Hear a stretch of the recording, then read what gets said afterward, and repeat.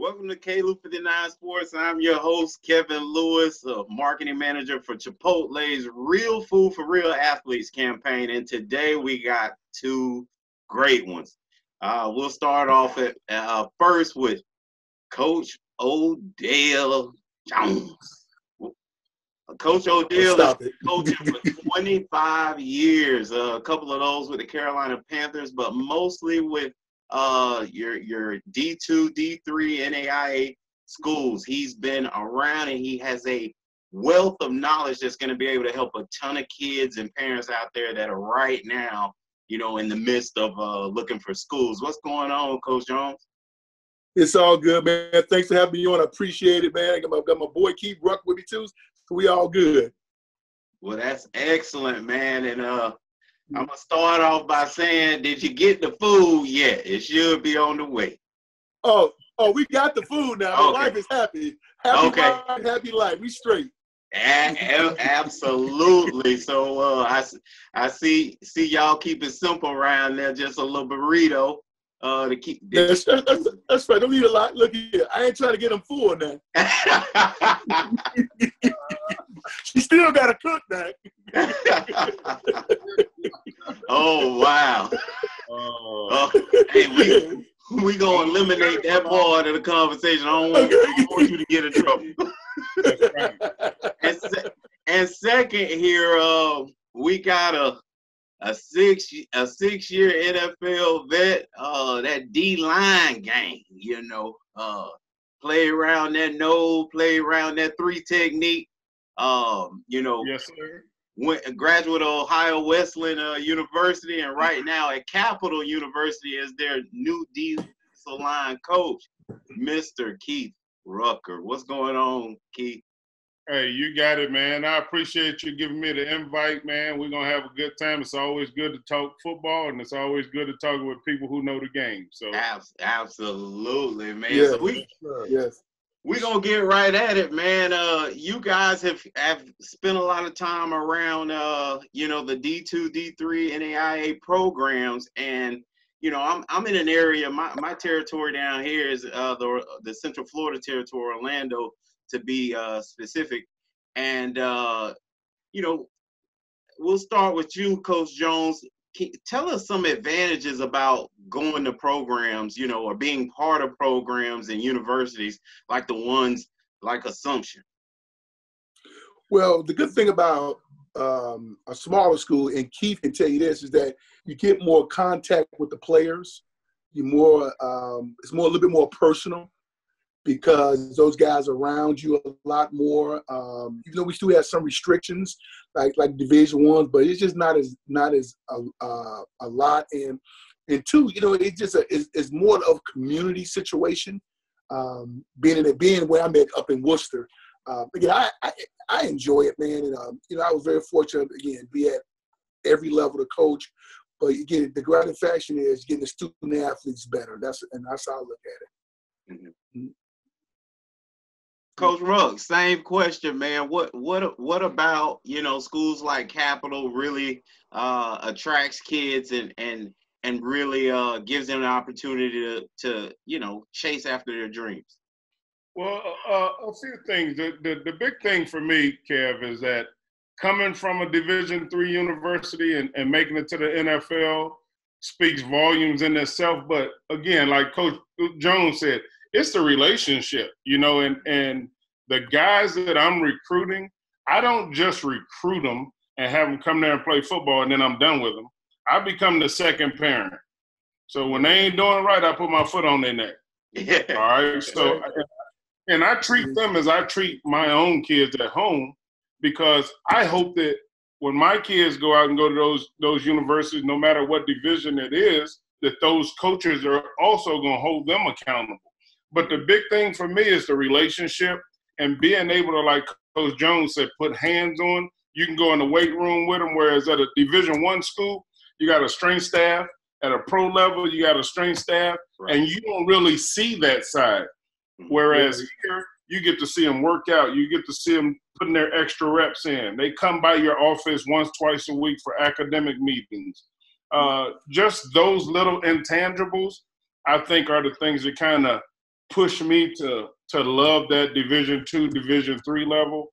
And then just the parents understanding what their kids are going to get and what they should be getting, because that will help them decide on what kind of school their kids are choosing. Because if they're choosing the school that they talk to the coach once a month, probably not going to be a great relationship. I call my recruits once a week. I call even this time now, I call my guys once or twice a week. I want to make sure they're doing what they're supposed to. So when I see them, I can look at them and tell. Right. Well, go ahead, Coach Ruck, and elaborate on what you were talking about you being able to go to a Division III school and then go to the NFL from there. How tough was that? I mean, a lot of people don't know, so I'll blast it out right now. You're a highly decorated athlete, not just a football player. So he was an athlete. You're talking about an All-American in track and field. So I think 14-time All-American. So you're not talking about just an average cat that was out there just throwing a shot put around. He was getting it in. So talk to us about your experience at that level and how you were able to turn that into an NFL pro career.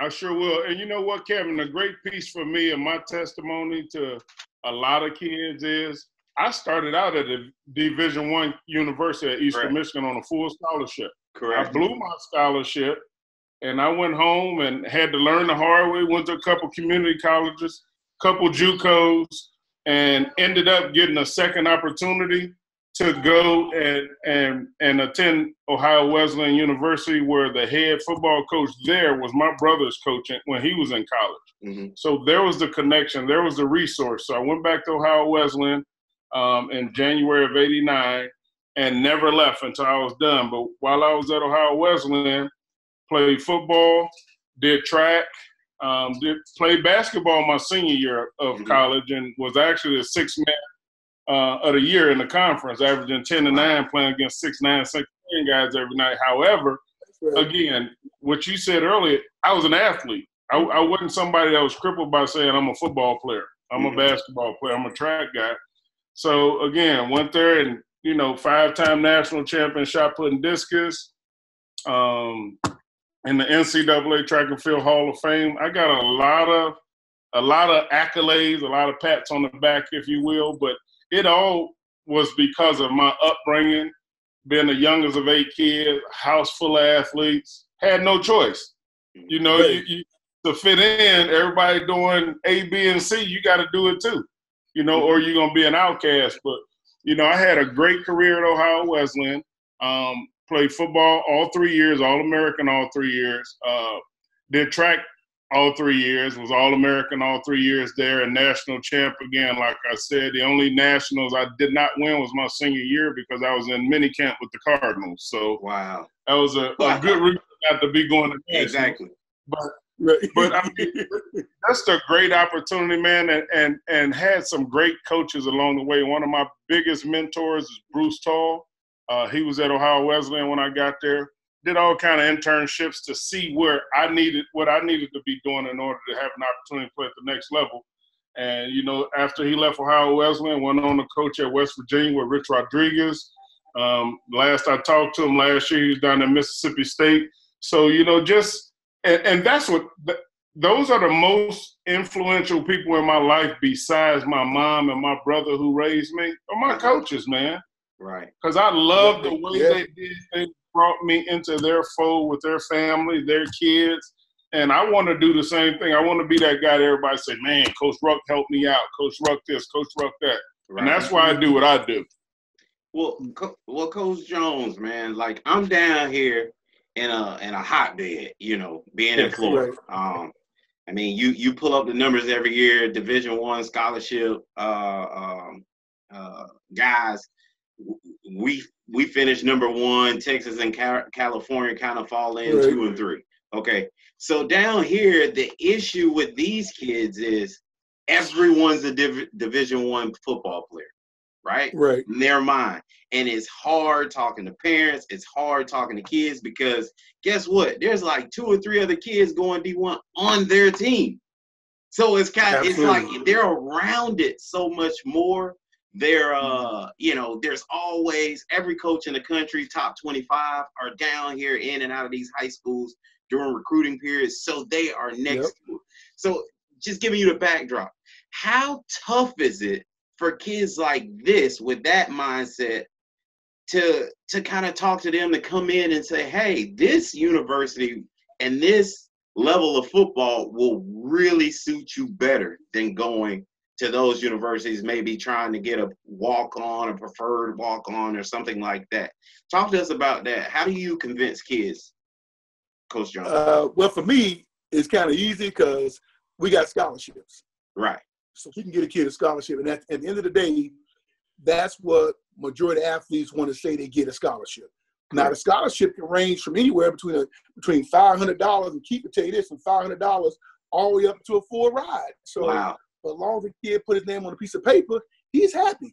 Right. And to me, to sell a kid, if a kid's, okay, Coach Jones, I want to go Division I. Okay, I said, no problem with that. I'm not going to bust your bubble, but let me tell you this. I need you to fill out my application. Mm-hmm. I need you to give me all your stuff sent in, because if it doesn't work out, you need a place to go. Right. I said, now, here's the thing is, I'm going to recruit the crap out of you, but I'm going to give you a deadline. So if you have not taken a visit back January, you ain't taking one. It's just that simple. Because signing date is in February. So again, and then like Keith said, being at our level, we can communicate with them more often. So I stay in contact with them on a regular, constantly. Hey, how you doing? What's going on? Tell me your progress. Now here's the thing is, you have a choice. Do you want to pay this or do you want to pay that? So and that comes down to the factor. Then how far do a kid want to leave? Mm-hmm. And me and Keith talk about this all the time, trying to get kids. Now we get kids to come up here to Massachusetts to come play football. And then, especially in our state, we get a lot of kids, because we got a lot of Division III programs up here. Then what happens is those kids leave. So if you bring in 20, you're probably going to lose half. Right. Yep. Because they're going back home. Yep. One, they can't afford it. Two, they just homesick. And it's not a hard sell, Kevin, to get kids to play. Because at the end of the day, a kid want to play football. A kid want to get his college degree. And then I'm very fortunate at Assumption. We got Dante Harris that plays for the New Orleans Saints. Mm-hmm. He was Pro Bowl player this year, so that helps out a lot right there. Right. That's a sale. The guys out of our conference, we had 6 guys signed free agent contracts of our conference. So we sell off that too. But at the end of the day is this: we want you to get your college degree. And if a kid don't want to get a college degree, I'm telling right in front of his parents, don't come to any school I used to coach at. Don't come, because you got to fall back on something, because everybody's not gonna make the pros, man. Right. At all. And me and Keith always talk about this when we together. And Kev, and I just want to jump in real quick. That's a big thing, big selling point for me, and that I had. A lot of people say, man, what? How does going from Division III to the NFL, how did that work? What did it take? Right. And Right. I was doing what I knew how to do, first of all. Right. And secondly, it was an easy transition, because it didn't matter if the guy across from me was 6 foot 250 or if he was 6'5" and 330. Right. I treated him the same way. I'm gonna put my hands on you. I'm gonna win. If 10 snaps happen, I'm gonna win 8 at least of those 10. Right. And that was just me. And so what? And the greatest piece for me, like, again, another accolade that I'm proud of. I'm the first Division III player in the history of college football to play in the Hula Bowl.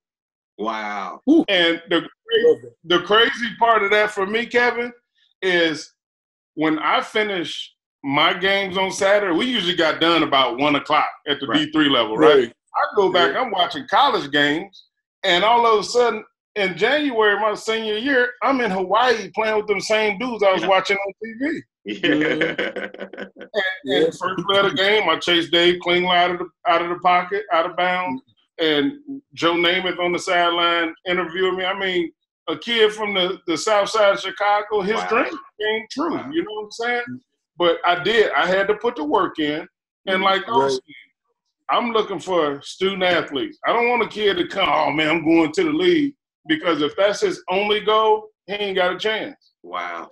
Again, for me, when I left the NFL, I had 4 classes that I had to go and take to get my degree.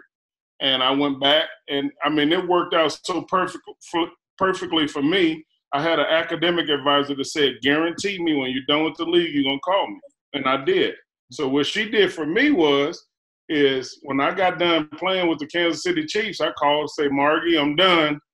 She was like, well, when can you be back at Wesleyan? I said, well, when you need me there. She said, I'm going to give you 2 weeks, go home, see mom and the family, and then I want you in Delaware, Ohio. Right. So she set it up for me to coach football and track, and in turn, the university paid for me to finish my degree. Wow. That's so, awesome. And again, another person in my life that didn't have to do that, she chose to. And we still stay in touch right now because of that relationship. And that's the kind of relationship I have with the kids that come and play for me wherever I am. Well, Coach Jones, this is a 2-part question. How are you guys recruiting? And obviously, Coach Ruck, you jump in after. How are you guys recruiting during this moment right now? I know it's crazy. We're doing Zoom, and everybody's become Zoom experts right about now because this is how life is happening right now. So how are you recruiting during COVID? And then what kind of kids are you looking for? I know you just talked about a kid that wants to graduate, obviously, wants to become a professional in something other than football. So what besides that are you looking for? Well, the recruiting part, I was we fortunate that we had the time in once the season ended. Mm-hmm. So we know, like I said, we had a chance to look at kids during the season, bring them on campus. Then once the season was over with, we had a chance to get on the road some in December. So we had a list of our kids already. It just the back end kids really get a chance to see them. So right now we just zooming everybody in. Hey, and my thing when I zoom a kid in, I'm looking at the kid body language. Mm-hmm. So when I ask him a question, I'm looking at his body. How's he reacting to me? How's his body shaking? Because that's going to tell me a lot there, and that's something that I picked up on a long time ago when I talk to people. Just the body language. Is the kid interested in me? Because that's going to tell you a lot. Again, and just staying in contact with them that way with the Zoom. And this is what we look for with those kids. Now the other kids that we already got a lot of film on, we had them on campus. We would visit them. Now I just, like Keith said, you repeatedly have to call them. Uh-huh. We do it with a text, we do it with an email, we do it with Zoom. So we give them 3 different ways how we're going to contact them. And we go every 2 weeks, and we contact them twice out of every 2 weeks. Just keep in touch with it, because right now it's pretty tough, and Keith can tell you this, to keep talking to a kid about something because he can't do nothing. Right. He can't go to gyms because everything's closed up. Right. So, and that's what you don't want to bog them down with just the everyday questions. Okay, you're doing your push-ups, doing your sit-ups, you're getting your playbooks. So my thing is, always hide your family. Absolutely. Your sister got a birthday up, and we want that stuff we want to know about. Mother and dad's birthdays. Hey, put your mom on. I wish you happy birthday. See how she feeling. And that's how you don't get a kid, because you're more personal with them. And again, like he said about his degree, I finished up in 86. I went to the supplemental draft in 87, and I wanted to get my degree in 91. Mm-hmm. I went back to school. I did it online, and and that's what it is. I was very fortunate, to do some things. But like Keith is, when people see that we had opportunity to be in the NFL, it's a lot easier, because that's an advantage we have in recruiting. Yeah. A lot of coaches can't talk about that. That's right. Can't talk about it all. Now Keith got an advantage, because Keith can talk about, being an All-American in track. Because I didn't want to run no more, so I didn't want to run the track. I played basketball in high school. That was it. I didn't run no more. My high school coach was the track coach. No, you didn't get me no more. But and again, and that's how we recruit kids, man. Just constantly stay in touch with them. And but Kev, let me just say this, and Keith can verify this. Even the kids that you already played for you and gone, you got to stay in touch with them too. Wow, absolutely. Because they call you all the time. Coach, how you doing? I see them on Instagram. Hey, I like something. Coach Jones, how you doing? I'll tell them in a minute. Man, get that damn jam bag up. Coach Jones, I'm through with them jam things, Coach Jones. No, you ain't. Shoot, you know, if that's how, I think that's more important too, because now when you talk to a recruit, you can tell them, hey, I'm talking to my guys I coached 5 years ago, 10 years ago, 15 years ago. And if they need something, well, you need a job, you pick the phone up. Absolutely. Right. Yeah, that's Coach, that's so important. When I give kids advice to, you know, choosing their universities, I tell them all the time, you know, they'll talk. Obviously, when you're on your recruiting trip, you're going to talk to guys there. But I told them, do this as well. Find a guy on social media and question him about that university. Yeah. And I said, it's very important to see who the university was after you left as well. Absolutely important. So, and, you know, just coming off that, Kev, my thing is that when we tell kids to come on campus, we don't. I tell people all the time, anyway, campus you go on, don't talk to the starter. Talk to the guy that don't play. Right. Ask him why he's still on the team. Yep. Ask him why he's still coming to practice every day. He may be able to get 1 or 2 snaps a game, maybe 5, maybe none that game. But ask that guy why he's still around. And that's the guy I tell you why he's here to make you want to come in. At the end of the day, that's what it'll come down to. Wow. Wow. Coach Ruck, is there something you wanted to add in there? Recruiting? Ruck got a lot to say. As far as the recruiting goes for us, Kev, it's really even the playing field for us, just because everybody's recruiting in the same fashion right now. We're all doing the Zoom. We're all doing the conference calls. We're all picking up the phone and texting kids. And so for us, and I'm going to say this for any parents that may hear this. Right. The benefit right now, even though we're going through this pandemic right now, there is a benefit. And you got to try to find the bright side. The bright side for myself, my university, and probably a lot of other schools, because they're going to start doing it too. We had a lot of kids that were teetering on the border of being able to commit to us because of they're waiting on test scores, having to retake the ACT or the SAT. They were scheduled to take it in April. Well, all of that got canceled because of this pandemic. So as an athletic department, as a football staff, we went to the admissions office like, so what, we're going to punish these kids because of COVID-19? Right. You know, so what they did is they opened the door and said, hey, let's go test optional. So if you got a 2.5 GPA or higher without a test score, we're going to admit you. Absolutely. And so what that has done for us is before this started, we probably only had about 8 or 9 true commits and deposits. As of yesterday, we're at 29. Wow.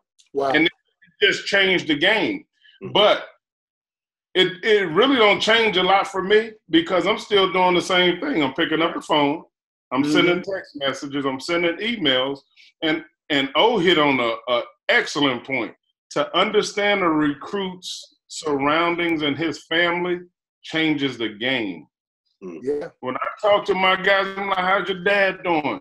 Yeah, he just had surgery. His shoulder good. You know, little stuff like that that you talked about when they came to the campus or the last time you talked to them on the phone goes a long way. And again, don't get it twisted. Coach Jones and I aren't saying we do that to get that recruit. We do that because that's what passionate people do. You care. You care about the people that you may be in their life. And I tell you this, Urbana University in Columbus just closed a Division II school about 2 weeks ago. We've been on the phone talking to those kids, and all of the kids, I think the roster was like 70-ish. Yeah, I saw that. Yeah. 20 of those kids are from my area. Okay. And about 5 of them I know personally. My son was like, oh, you trying to get in touch with Cam? Oh, hold on, let me text him. You know, and that's the difference. You know what I'm saying? They're like, hey, Coach Ruck, hey, yeah, I want to take a peek, do this, blah, blah, blah. But again, to get back to what Coach Jones said, there's some kids in that group that I was communicating with and had great personal conversations with, and they have signed and committed to other Division II schools that can give them money. But guess what they did? Yeah, they called me.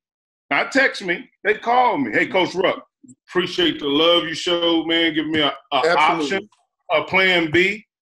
but I got this offer over here. I can't refuse. I said, hey, good luck. I'm going to keep in touch with you, see how you're doing. If you need anything in the future, football or not, this is my cell number. Wow. I mean, you can't put a price tag on that, man. And again, Odell hit it right on the head. It was funny he said this too. I was at the gas station I guess I was home about a month or so ago, right before all this stuff hit. And I ran up to the gas station to grab something and ran into a guy I coached 4 years ago who lives in Florida. He came up to Columbus for the Arnold Schwarzenegger, the bodybuilding thing they do. Classic, yeah. And he trains a guy that was actually in the competition. Wow. And I'm standing there at the store, and I just heard his voice. I said, Gary Brodak. He was like, Coach Rock? Yeah. Wow. Going in my hood. He's like, what you mean? I said, I live 2 blocks away. Right. So unbelievable, dude. I text with all of them. Now, when I coached at Ohio Wesleyan, my alma mater, I called my D-line the Wolf Pack because we always went hunting every Saturday. And so I coached there 5 years. I have 5 years of Wolf Pack chemistry with guys that still call me, that graduated. The second year I got there, third year I was there, fourth year. And you would not believe the resources that they've been for me and vice versa. Well, Coach, and this is awesome. This all segues to my final question, and then I'll let you guys go. What, at the end of the day, what do these kids need to do that are right now without a school, that want to continue their education and athletic, abilities in football? You just talked about, you talked to a bunch of guys that program shut down, and you were able to help a few of those get places. How would you talk to the kids right now that are looking for homes? Like, what should they be doing? How can they get on a school like yours radar and then try to open up their options? That's easy. Go ahead, Keith. That's easy. Call Coach Rucker. Get in touch with us. That's all you got to do. Look here. Here's the thing about me and Coach Rucker. If we can't get you in our school, we'll help you get someplace else. Whether it's NAIA, Division, we've been at a lot of places in the country. So call us. We can help you. Well, go and put your information out there. When I post it, I'll be sure to put it on there. Okay, well, look here. My name is Coach Jones. I'm an Assumption College. I'm giving you my personal cell, 312-802-1032. Or you can hit me up, on Instagram, Facebook, see me. Right. Hey, find me. I can help you. Coach Ruck can help you. Okay. If we can't get you in our school, we'll put you someplace else. And Coach Ruck will say the same thing. Kev, my information, 513-884-5062. Rucker Keith 95@gmail is my personal number and email. And to put a little bit of validity to what you're asking for, Kev, if you're a kid that's still looking for a home, you need to make sure your application is done. You need to make sure your SAT and ACT scores are in and submitted. You need to make sure, I know it's a tough time being in this pandemic, but you need to make sure your academic advisors at the high school have your information ready to send out to these universities. And then you need to make sure that you're looking at that university and seeing, is it a place, and this is my sales pitch that I give to all of my kids before they leave my campus, Kevin. I tell them, make sure we have something to offer you as far as a degree. Make sure what you want to do the rest of your life, we offer it. Secondly, don't come here because of football, because it could be over in one play. And then what are you going to do? Thirdly, don't ever go to a school because of a coach, because we get fired. Yeah. We can get a better opportunity that's better for our family. So, those are the selling pitches that I give to kids, because, and a lot of parents don't understand that application process, because you apply and you get all your stuff submitted, and then make sure you include that school on your FAFSA account, because if you don't, then you don't never know how much you're paying. So, and it slows down the process. So if you got your application done, you got all your stuff submitted, you got that university included on your FAFSA account, then you sit and wait basically for the best package that comes to you. And if you get a package that's not as good as another school that you may want to go to, then you need to call that school and say, hey, I really want to come to your school. You have what I'm looking to major in, as well as I want to play athletics. Is there any way you can match this? And send them a copy of the offer they sent you and the one that's better that the other school sent you. Wow. Yeah. So that's what, and I have kids do that all the time. They're like, yeah, you guys are about $3,000 more than, let's say, our rival school, Otterbein. I said, well, send me both of those packages. I'll send them the financial aid. And 90% of the times, there's going to be an adjustment in the package that we sent out to you. It may not match. Some cases, it will match. So those are the things parents and kids need to know for this selection process, because it's not as simple as just filling out an application and waiting for everything to happen. You got to make sure you're doing your part, getting everything that university needs to give you the best financial package you can get. Well, Coach Jones, Coach Rucker, man, this has been awesome. This has been very educational, not just for, I'm sure, the parents and kids out there, but also myself. There's new little nuances and wrinkles that are appearing in college sports, and it's great to have friends like you two guys that you can always reach out to understand this stuff. We really appreciate it. Get mother-in-law to hurry up and sit and get that food back to you so you can eat some great Chipotle. She already brought it.